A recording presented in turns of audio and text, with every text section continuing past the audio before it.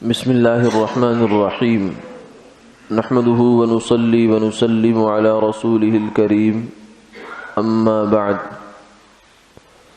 قال النبي صلى الله عليه وسلم إن الصدقة لتطفئ غضب الرب وتدفع ميتة السوء وفي رواية قال إن الله ليدرأ بالصدقة 70 بابا من ميتة السوء او كما قال عليه الصلاة والسلام۔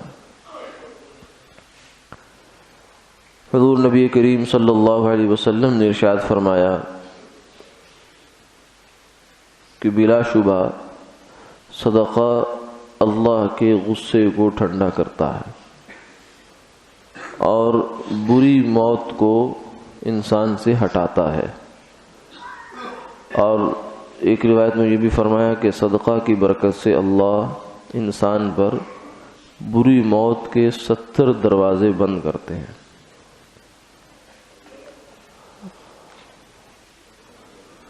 انسان کے اعمال بعض دفعہ بلکہ اکثر اوقات اللہ کو ناراض کرتے کرتے کرتے اس حد تک پہنچ جاتے ہیں کہ اللہ کی جانب سے اس پر غصہ ہو جاتا ہے، ناراضگی ہوتی ہے، اور اس ناراضگی کے نتیجے میں اس کے ساتھ کچھ نہ کچھ اللہ کی جانب سے جو سزا کا معاملہ ہے اس کا تقاضا ہو جاتا ہے۔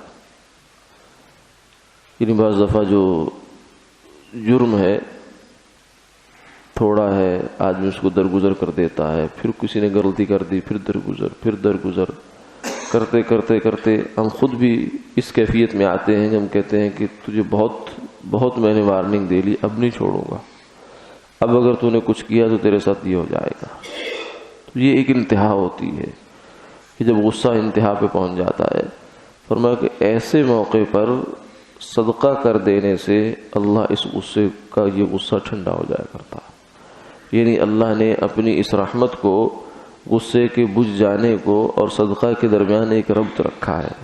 وہ کیا ہے؟ وہ ہماری سمجھ سے باہر ہے، لیکن بہرحال یہ ہوتا ہے کہ اللہ تعالیٰ کا غصہ صدقے کی وجہ سے ٹھنڈا ہوتا ہے، اور پھر انسان کے انفرادی اعمال میں بھی ہو سکتا ہے، اپنی ذات سے بھی ہو سکتا ہے اور اجتماعی بھی ہو سکتا ہے۔ یعنی ایسا بھی ممکن ہے کہ کسی معاشرے میں رہتے ہوئے کسی شخص کے اوپر اللہ کا غضب ہو۔ تو دنیا میں سیدہ عائشہ رضی اللہ تعالیٰ عنہ نے پوچھا، یا رسول اللہ، کہ اگر کسی قوم پر اللہ کا عذاب نازل ہو تو اس میں اچھے لوگ بھی ہوں، تو کیا وہ اچھے لوگ بچ جائیں گے یا وہ بھی ساتھ ہی لپیٹ میں آئیں گے؟ فرمایا کہ عائشہ، قیامت والے دن جدا ہو جائیں گے، لیکن دنیا میں سب ایک ہی لپیٹ میں آئیں گے۔ تو اس لیے بعض دفعہ آدمی اپنی نیکی سے مطمئن ہو جاتا ہے، اور جس ماحول میں وہ رہ رہا ہوتا ہے وہاں اللہ کی نافرمانی ہوتی ہے، تو اس سے مطمئن نہیں ہونا چاہیے۔ تو ایسی کیفیت کو بھی صدقہ ختم کرتا ہے کہ جو کسی کے اوپر غصہ آ رہا ہے، ہو سکتا ہے کسی کے نیک عمل سے اللہ اس کو ہٹا لے۔ اور بری موت سے پناہ مانگی گئی ہے۔